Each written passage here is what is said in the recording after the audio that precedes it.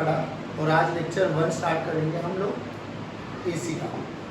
अब इसमें क्या करना है हम लोगों को, हमें ना कुछ वैल्यूज़ को डिफाइन करना है, जैसे average value for half, average value for full, E square का एवरेज। रीज़न क्यों निकालना है, क्यों पीछे पड़े हुए हम लोग इनके, क्योंकि रियलिटी में हमारी जो डे टू डे लाइफ में जितनी भी वैल्यू चलने वाली है ना, हम डील करने वाले आरएमएस वैल्यू के साथ, और बाद में बात करने वाले हम पीक वैल्यू की, और फिर इन दोनों में रिलेशन देखेंगे ना। What do you mean by RMS value?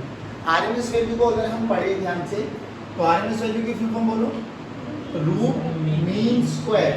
अब हम उल्टा स्टार्ट करेंगे, स्क्वायर करके मीन निकालेंगे, फिर उसका रूट लेंगे। तो सबसे पहले हमें ना मीन निकालना आना चाहिए।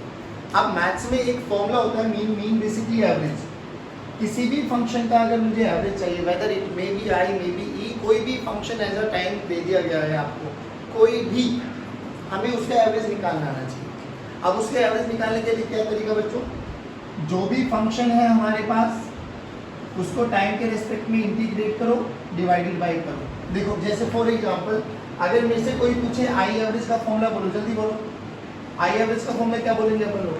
Total charge by total time. हाँ है ना, बोलो सारे बोलो बच्चों, total charge by total time, यानी कितना चार्ज फ्लो किया है कितने टाइम में। आप ध्यान से सुन, अभी टोटल चार्ज निकालना मेरे लिए थोड़ा सा डिफिकल्ट होता है।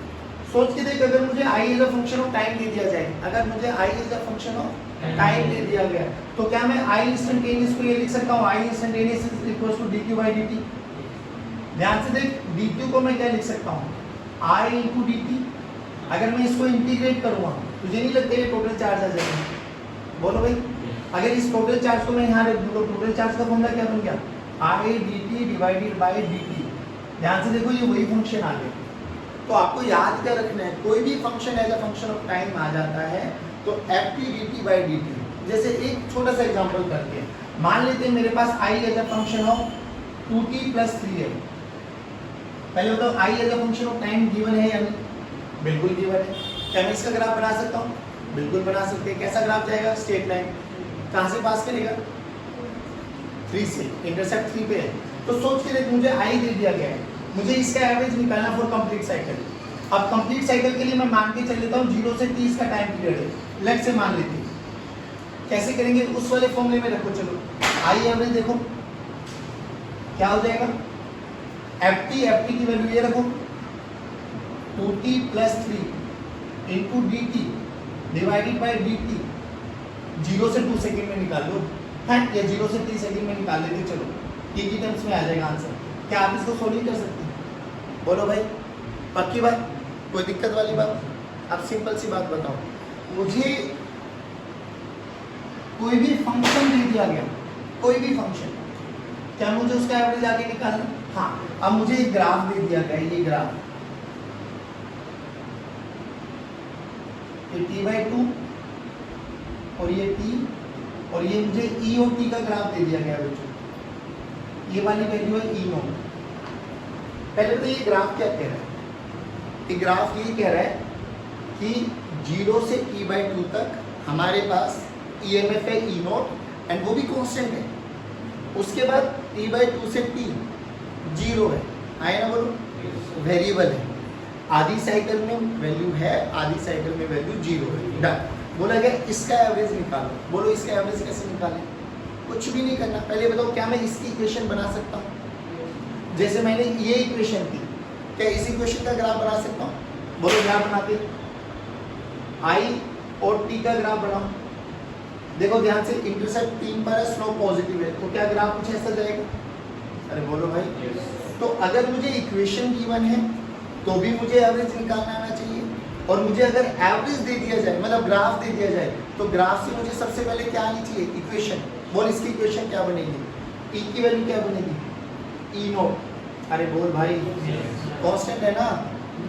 नहीं आया ई नोट? अरे बोलो यार, पक्की बात है ना? ई नोट बनने वाले हर पॉइंट पे सेम। अब इसको करो, अब देख ध्यान से क्या आएगा, integration of E naught into D t by d t. यहाँ से यहाँ लिमिट बोलो, 0 से t/2, 0 से नहीं आया बच्चों, ये 0 से t/2, इसका एवरेज आ जाएगा। तो मुझे कोई भी फंक्शन गिवन हो, कोई भी ग्राफ गिवन हो, ग्राफ का फंक्शन बनाओ, फॉर्मूले में रखो, लिमिट लगाओ, you will get the answer. बात समझ में? अब हमें जो डील करना है ना वो दो चीज़ों के साथ करना है, ई और आई।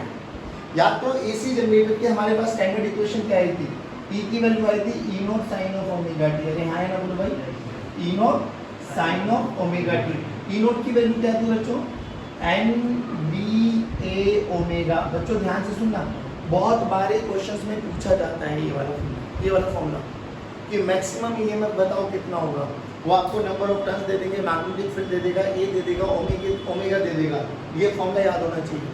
तो ई नोट को बोला जाता है मैक्सिमम ईएमएफ। सोचिए देख, जिस भी कॉइल जनरेटर ऐसे बनाया था, ये नॉर्थ पोल, ये साउथ पोल, और यहाँ पर एक कॉइल लगाई थी। अरे हाँ ना बोलो। अब इस कॉइल का कुछ ना कुछ तो रेजिस्टेंस होगा। आप सोचिए देख, अगर मैं ई को आर से डिवाइड कर दूं, क्या मुझे करंट भी मिल जाएगा? आओ करंट का फॉर्मूला देखो क्या हो जाएगा, करंट आ जाएगा ई बाय आर। बोले तो E naught by R sine of omega T. बोलो ई नोट बाय आर क्या बन जाएगा, E naught by R I naught. E naught by R क्या बन जाएगा, आई नोट। तो I naught sine of omega T. पहली बात ये दोनों फंक्शन याद कर लो, जल्दी बोलो। ई की value E naught sine of omega T, सभी बच्चे बोलो E naught sine of omega T. I की value I naught sine of omega T. हमें क्या, हमारा अल्टीमेट गोल क्या है? हमारा अल्टीमेट गोल है आरएमएस वैल्यू कैलकुलेट करना। आरएमएस वैल्यू क्या कहता है, पहले स्क्वायर करो, जो भी फंक्शन का तुझे आरएमएस निकालना है उसका सबसे पहले स्क्वायर करो, फिर उसका क्या करो, मीन। हमने क्या सीखा है, मीन निकालना। अब स्क्वायर करके मीन निकालना तो बहुत इजी बन जाएगा। सोच के देख, मुझे इसका वो निकालना मीन, तो क्या कर दूँ, इसको आरएमएस वैल्यू निकालनी, तो सबसे पहले क्या करो, इसका स्क्वायर कर दो। अरे नहीं आया, ये स्क्वायर कर दो। क्या अब यहाँ पे स्क्वायर की वैल्यू रख के इसका एवरेज नहीं निकाल सकता मैं? हाँ, आप फॉर्मूला लगा देंगे ए प्लस बी का होल स्क्वायर, फिर उसको डी टी के साथ मल्टीप्लाई कर देंगे, इंडिविजुअली इंटीग्रेट कर लेंगे। नहीं आया इसमें बाकी बात। अब यहाँ पे तुम्हें दो चीज़ें समझना है कि अगर मेरे पास integration of sine theta D theta आ रहा है, जल्दी बोलो क्या इंटीग्रेशन होता है, साइन थीटा डी थीटा का integration minus cos of theta that, और cos of theta D theta का इंटीग्रेशन आता है बच्चे तो साइन ऑफ थीटा। और एक चीज और याद रखना है, अगर मुझे sine square theta D theta का इंटीग्रेशन आता है तो मुझे इस साइन स्क्वायर के फंक्शन को ब्रेक डाउन कर लेना लीनियर फंक्शन में। देखो क्या करेंगे हम लोग, integration of 1 minus cos 2 theta by 2 into D theta. Similarly ऐसे ही cos स्क्वायर थीटा आ जाए बच्चों, सारे बोलो 1 प्लस cos 2 थीटा बाय 2, और लीनियर फंक्शन का इंटीग्रेशन हमें आता है। दैट है। अब एक बात बताओ मुझे, हमने जब इसका ग्राफ बनाया था तो यू विल रियलाइज कि इसका ग्राफ कुछ ऐसा ग्राफ बना था हमारे पास। दैट अब ये कोई भी फंक्शन है, इट में भी ई इट में भी आई, देखो दोनों में साइन का फंक्शन आ रहा है, तो ई भी साइन का फंक्शन है, आई भी साइन का फंक्शन है, और साइन का ग्राफ ये होता है। ये हमारे पास t इक्वल टू 0, ये हमारे पास हाफ साइकिल होती है t/2, और ये मेरे पास कंप्लीट साइकिल होती है। एक कंप्लीट साइकिल के बाद ये अपने आप के फंक्शन को रिपीट करता है, इनको पीरियोडिक फंक्शंस भी बोले जाते हैं। अब एक बार बताओ मुझे, जब भी हमें एवरेज बोलेगा ना वो, तो हमसे पूछा जाएगा कि हाफ साइकिल के लिए निकालो, कंप्लीट साइकिल के लिए निकालो। तो हाफ साइकिल के लिए लिमिट्स क्या हो जाएगी, 0 से t/2। कंप्लीट के लिए बोलो 0 से t, 0 से कंप्लीट के लिए 0 से t, और हाफ के लिए एक चीज़ और याद करो। अब हम लोगों के पास ना एक टर्म आती है जिसको हम बोलते हैं ओमेगा। ओमेगा की वैल्यू होती है थीटा बाय टी। ओमेगा क्या होता है, एंगुलर वेलोसिटी, है ना। जैसे वहाँ पे लीनियर वेलोसिटी होती थी, v की वैल्यू dx/dt, ऐसे ही ओमेगा होता है dθ/dt। अब एक बार बताओ, एक कंप्लीट चक्कर में ये कितना एंगल घूमती है, पाई, कितना चक्कर घूमती है, और उस कंप्लीट एंगल को कवर करने में, एंगुलर डिस्प्लेसमेंट को कवर करने में लेट से कैपिटल टाइम लगा, कैपिटल टी। तो यहाँ पे ओमेगा की वैल्यू देखो 2 पाई बाय कैपिटल टी। ठीक, कैपिटल टी क्या है, उसके 1 पीरियड का टाइम पीरियड, 1 ऑसिलेशन का टाइम पीरियड बेसिकली। तो यहाँ से टी की वैल्यू निकालो, टी की वैल्यू क्या हो जाएगी बच्चों, 2 पाई बाय ओमेगा। सोच, मुझे हाफ साइकिल क्या निकालना है, तो half cycle pi by omega, अगर हाफ साइकिल निकालना है तो पाई बाय ओमेगा। यानी आपके पास यहाँ पे दो लिमिट्स देखने को मिलेंगी, एक t की टर्म्स में, एक पाई बाय ओमेगा की टर्म्स में। बोल हाफ साइकिल की लिमिट क्या हो जाएगी? 0 से पाई बाय ओमेगा। सारे बोलो। फुल साइकिल की बोलो। और कैपिटल T की टर्म्स में आए तो भी रख लेना, बट इसकी टर्म्स में रखोगे ना तो आपको और कोई वैल्यू रखने की जरूरत नहीं पड़ेगी। जो भी चीजें कैंसिल आउट होगी, cos पाई sin पाई आपके पास रेडियन पाई की टर्म्स में आ जाएगा। और cos पाई कितना होता है? -1। cos sin pi 0, sin 0 0, cos 0, sin pi by 2 +1, cos pi by 2 0। बात समझ में आई? अब ये सब चीजें हम लोगों को याद होनी चाहिए। रियलिटी में हमें क्या करना है, हमें ये वाला फॉर्मूला याद होना चाहिए। इस फॉर्मूले में अब हम निकालेंगे E average, I average, E square का एवरेज, आई स्क्वायर का average, and then E R M S and then I R M S. Total मिला के ये 8 डेरिवेशन होती है।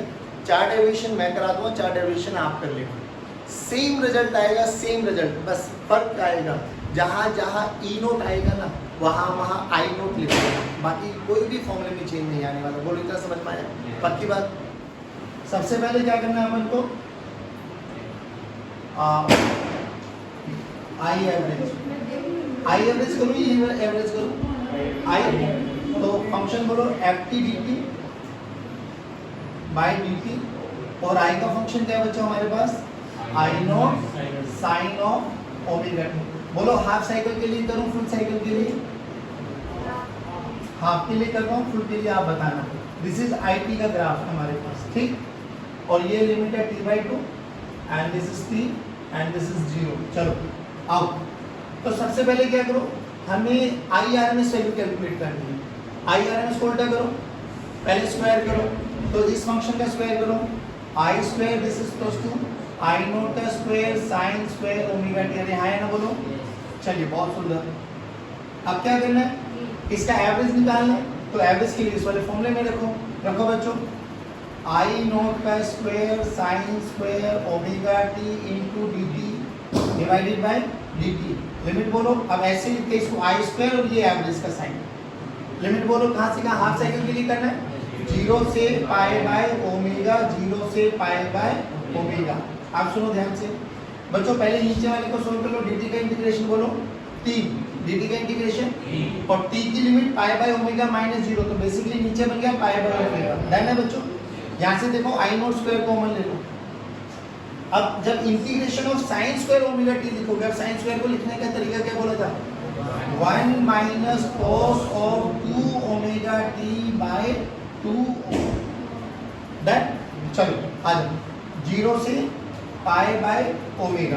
डन? अब देखो 2 को बाहर लेके आ जाओ, ओमेगा को ऊपर लेके चले जाते हैं, तो I naught square omega by 2 pi, bracket start, 1 into D T minus cos of 2 omega T D T. Limit 0 से पाई बाय ओमेगा, 0 से पाई बाय ओमेगा। अब देखो बच्चों, यहाँ पे देखो dt का इंटीग्रेशन करो, dt का इंटीग्रेशन t। अब ये लिमिट देखो, ये पूरे के साथ चलने वाले, तो इसको तो एज इट इज लिख लो। बोलो कितना है? आई नॉट स्क्वायर ओमेगा बाय 2 पाई। सही है भाई? चलो अब यहाँ पर देखो dt का इंटीग्रेशन p और t की लिमिट है 0 से pi by omega, minus cos 2 omega t का differential integration sine of 2 omega T by 2 omega, limit 0 से पाई बाय ओमेगा। डन? ध्यान से देखो, I naught square omega by 2 pi into pi by omega minus 1/2 omega बाहर ले लो बच्चों, sine of 2 omega T की लिमिट पुट करो, पाई बाय ओमेगा माइनस साइन 0। ध्यान से देखने लायक बात क्या है, omega omega will cancel out, sine 2 pi 0, sine 0 0, तो ये पूरी की पूरी टर्म क्या होगी? 0। बचा ये वाला फैक्टर। तो देखो आई स्क्वायर एवरेज क्या है बच्चों? I naught square omega by 2 pi into pi by omega, pi pi omega omega will cancel out, तो आई नॉट आई का square this is equals to I naught square by 2। सोच के बताओ, अगर मैं ई स्क्वायर एवरेज पूछा जाए कोई मेरे से, क्या आएगा result? E naught square by 2 क्या आएगा? अब मुझे अल्टीमेटली किसके पास जाना है? आरएमएस। आरएमएस बोलो, स्क्वायर करो, कर दिया, मीन निकालो, निकाल दिया, अब क्या रह गया? रूट। तो इसका रूट ले लो ना फंक्शन का, आई स्क्वायर एवरेज का रूट, क्या यही आई आरएमएस हो गया बच्चों? अरे बोलो भाई, आई आरएमएस को कई बुक्स में ना आई इफेक्टिव भी लिखा मिलने वाला आपको, तो one is the same thing. तो आई इफेक्टिव कितना हो जाएगा बच्चों? I not by root. बहुत स्टैंडर्ड आंसर है। रीजन बीइंग सुनो, इसके पीछे क्यों हम पड़े रहते हैं। आप लोग जब भी कभी कोई भी अप्लायंस लेने जाते हो तो उस पे ना स्पेसिफिकेशंस मिलती है, 220 वोल्ट, 5 एम्पियर, 50 हर्ट्ज। जो 5 एम्पियर लिखा रहता है ना, वो क्या होता है? वो आरएमएस वैल्यू होती है। तो डे टू डे लाइफ में हम जिन भी वैल्यूज के साथ खेलते हैं ना, वो हमें या तो वीआरएमएस मिलती है वो, या आईआरएमएस मिलती है। कोई भी डिवाइस उठा, उस पर मिलता नहीं लिखा हुआ 220 वोल्ट इतना इतना इतना, वो बेसिकली सारी की सारी आरएमएस वैल्यू होती है। अब बात ये आती है क्यों हम आरएमएस वैल्यूज के पीछे पड़े रहते हैं। आई टेल यू, उसका सीक्वेंस बताऊँ, पहले ये बताइए, समझ में आया? सिमिलरली बताइए, ई आरएमएस निकालो तो क्या आ जाएगा? ई नॉट बाय रूट। अब क्या करना है हमें भाई, यहाँ पे जैसे आई का फंक्शन था, वहाँ पे किस का फंक्शन है? ई का। बोलो क्या होता है? E naught sine of omega T. E naught sine of, उसका क्या करो? Square. E naught square sine square omega T. Sine square omega T को फिर दोबारा से लिखो, 1 minus cos 2 omega T by 2। नहीं आया, पक्की बात। फिर उसको इंडिविजुअली डिफरेंशिएट करो, इंटीग्रेट करो, सॉरी इंटीग्रेट करके यू विल फाइंड कि यही रिजल्ट आता है। डन? अब सुनो मेरी बात। अब ये तो बात थी हमारे लिए, जैसे एक बारी एक एग्जाम में पूछा गया, जैसे हमने वो ग्राफ वाला क्वेश्चन किया था, उसी वाले ग्राफ क्वेश्चन को करते हैं।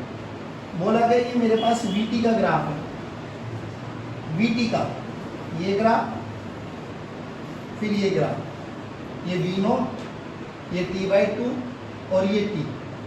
ठीक, बोला गया find RMS value of this. RMS value for complete cycle निकालना है।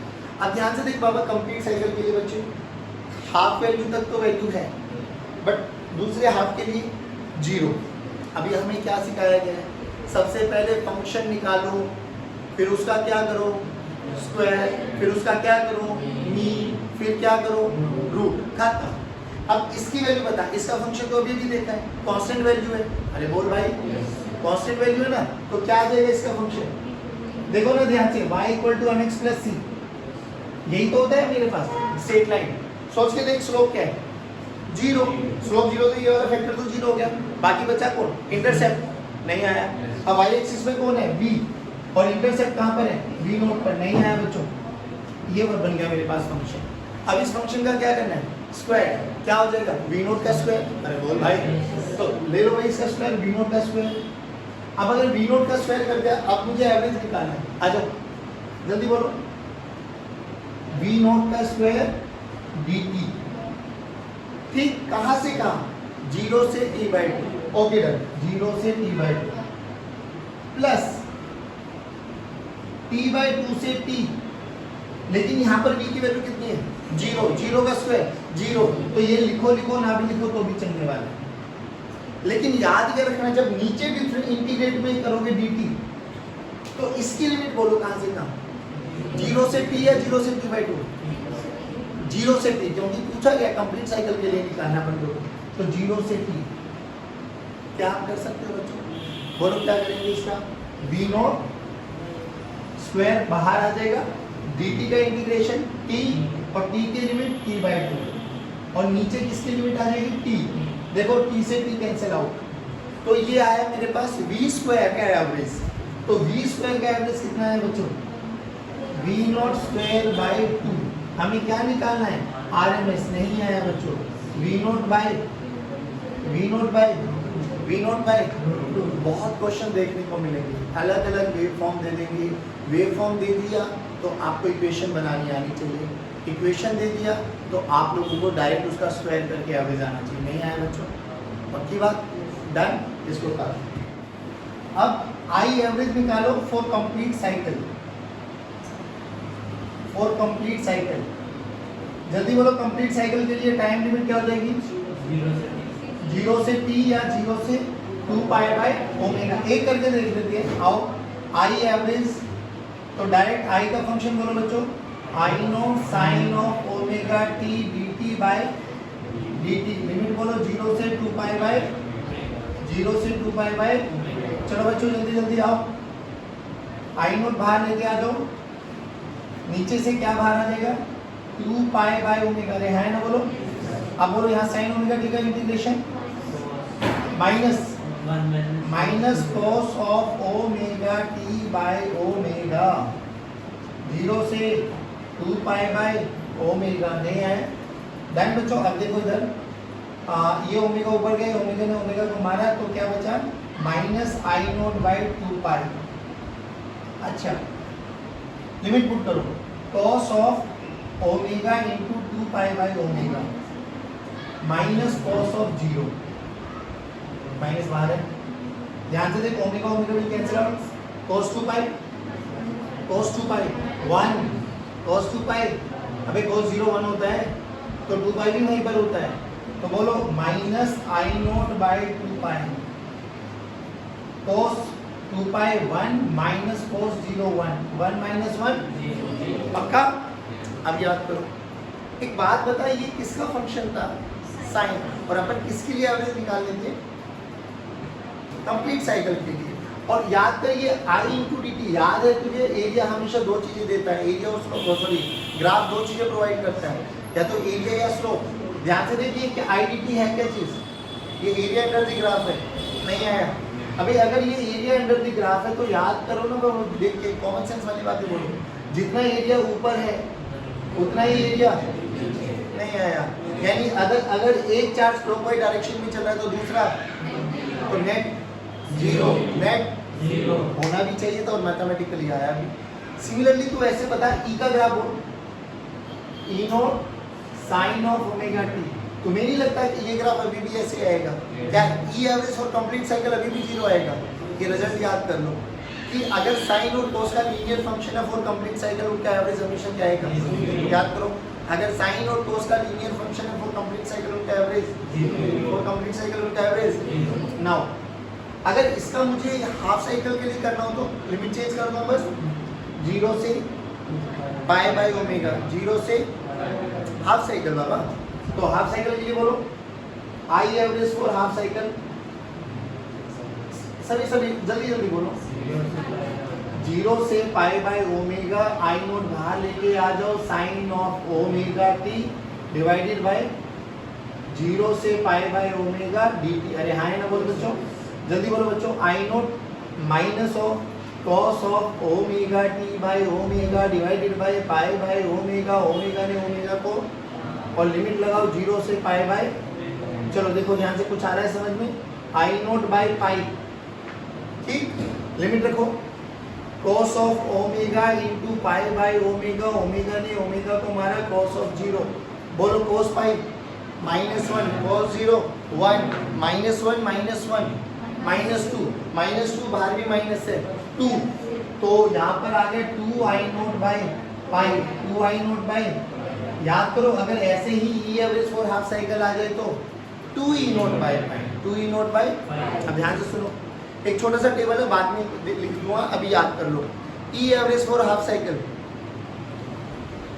2 E naught by pi, E average for half cycle, सारे बोलो, सारे बोलो, I average for half cycle, E average for complete cycle 0, I average for complete cycle, E square average for half cycle. अब सुनो, E square average for half करो या E square average for full करो, you will find result same आता है। कितना आता है, E naught square by 2, E naught square by, I square average for half, I square average for full, I naught square by 2, I naught square by, I R M S, I naught by root 2, E R M S. अब ये table याद कर लेना, देखो यहाँ पे लिख देते हैं हाफ साइकिल, यहाँ पे लिख देते हैं फुल साइकिल, यहाँ पे लिख देते हैं ई एवरेज। हाफ साइकिल के लिए बोलो बच्चों 2 ई नॉट बाय पाई, अरे सारे बच्चे बोलो भाई 2 ई नॉट बाय, फुल के लिए बोलो, फुल के लिए बोलो ई स्क्वायर एवरेज बोलो, हाफ के लिए हाफ और फुल दोनों के लिए सेम आता है, क्या बोलो, E naught square by 2, E naught square by, यहाँ पे भी कितना आएगा बच्चों, ई नॉट स्क्वायर बाय 2, जल्दी बोलो E R M S, E naught by root 2, E naught by, ये 5 वैल्यू है, सेम ऐसी ही 5 वैल्यू किसके लिए आएगी, आई के लिए। फर्क क्या आएगा बच्चे, जहाँ ई नोट है वहाँ चुपचाप क्या लगा देना, आई नोट, बाकी रिजल्ट में कोई भी दिक्कत नहीं आया समझ में, पक्की बात, उतारो इसे। देखो अब हमें आई आर एम एस पता लग गया, ई आर एम एस पता लग गया, नाउ क्वेश्चन इज हम क्यों आई आर एम एस के पीछे पड़े हुए, आर एम एस वैल्यू के पीछे पड़े हुए। देखो ध्यान से, हमारे घर में इलेक्ट्रिसिटी आती है, अपन कंज्यूम करते हैं, इलेक्ट्रिसिटी का बिल भरते हैं, जो भी स्टैंडर्ड यूनिट्स होती है उससे मल्टीप्लाई करके हमारा बिल आ जाता है 2000, 5000, 10,000 वटएवर जितना भी हम कंजप्शन करते हैं। बट वो कंजप्शन किसका, बिल किसका आता है, एनर्जी का। सोच के देख, आपने घर में कोई भी लाइट वगैरह पंखा वगैरह चलाया हो तो बेसिकली आप क्या कर रहे हो, हीट एनर्जी कंज्यूम कर रहे हो ना, एनर्जी कंज्यूम करते हो आप, पंखा चल रहा है, लाइट ग्लो कर रही है, एसी चला रहे हो, सब में। अब इस एनर्जी कंजप्शन का बात करें तो याद कर हमारे घर में जो करंट आता है वो तो ये आ रहा है ना, I this is equals to I naught sine of omega t। पहले बताओ ये कांस्टेंट करंट है या वेरिएबल करंट है, सोच के देख, ये मैंने कोई भी एक लोड रेजिस्टेंस लगा दिया R, और इसमें मेरे से बोला गया टी टाइम के लिए बताओ कितनी एनर्जी का कंजप्शन हुआ। तो अपन देखते हैं, इधर देखो, मान लो इसमें करंट गया I, तो यहाँ पे हीट एनर्जी कैलकुलेट करो आप। हीट एनर्जी का फॉर्मूला क्या होता है, अब पहली बात तो ये कि ये वेरिएबल है, तो हम डायरेक्ट फॉर्मूला यूज नहीं कर सकते। तो हम बात कर रहे थे कि हीट एनर्जी निकालो, अब जो कि करंट वेरिएबल है तो मैं direct I square into R into T तो नहीं लगा सकता, तो फिर क्या करें, आई का square into R into D t, ठीक, उसको इंटीग्रेट करो, चलो जल्दी करो इंटीग्रेट, ध्यान से सुनो, आई का स्क्वायर करो, I naught square sine square omega T into R into D T, integrate करो डी एच, देखो ध्यान से बच्चों, I naught square into R sine square omega T into D T. तुम्हें नहीं लगता ये कुछ अभी किया हुआ है तुम लोगों ने, अरे हाय ना बोलो, अरे हाय ना बोलो। अब इसकी वैल्यू क्या आती है वो चेक कर लेते हैं एक बार, ध्यान से देख, ये आई स्क्वायर एवरेज ही तो था हमारा,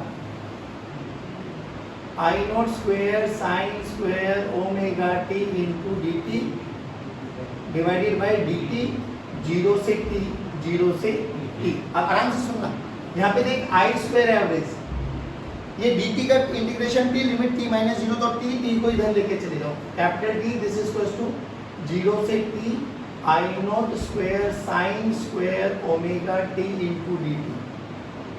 आपको नहीं लगता ये वाली वैल्यू और ये वाली वैल्यू सेम है, बोलो, तो ये वाली वैल्यू यहाँ पे रख सकता हूँ। तो देख ध्यान से, हीट एनर्जी क्या है, आई नॉट स्क्वायर इंटू आर, ठीक, इंटू आई स्क्वायर का एवरेज इंटू टी, आई स्क्वायर का एवरेज बोलो अभी कितना निकाला है,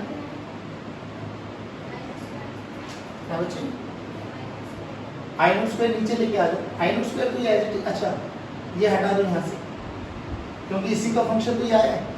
अच्छा अब ये बताओ हमारे पास आई स्क्वायर का एवरेज कितना आया था, आई स्क्वायर का एवरेज अभी भी निकाला, I naught square by 2, I naught square by 2, तो R I naught square by 2 into t, ये हमारा हीट आया कंप्लीट टाइम के लिए।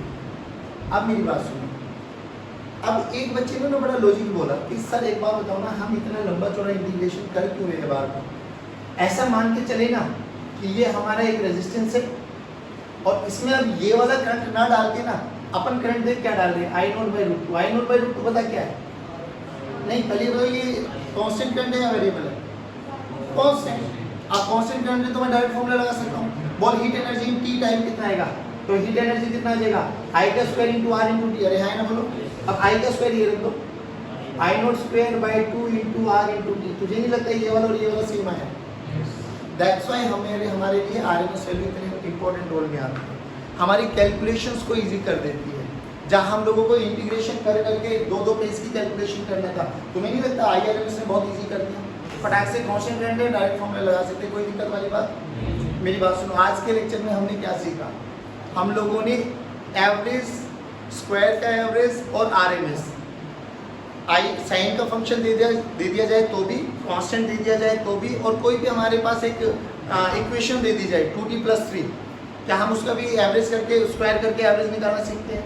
कुछ भी निकालो, स्टैंडर्ड फॉर्मेट क्या होना चाहिए? आपको पहले फंक्शन पता होना चाहिए, फिर उसका स्क्वायर करो, फिर उसका मीन लो, एवरेज लो, फिर उसका क्या कर दो, रूट, जो भी आएगा that will be your RMS। अब वो डिपेंड करेगा कि क्वेश्चन में क्या पूछा गया, वो कंप्लीट साइकिल के लिए पूछे, वो हाफ साइकिल के लिए पूछे, तो प्रॉपर लिमिट्स रखेंगे, विल गेट द आंसर। बोलो आया नहीं आया? पक्की बात? चलिए आज की कक्षा को यही समाप्त करते हैं। जय हिंद, गॉड ब्लेस यू।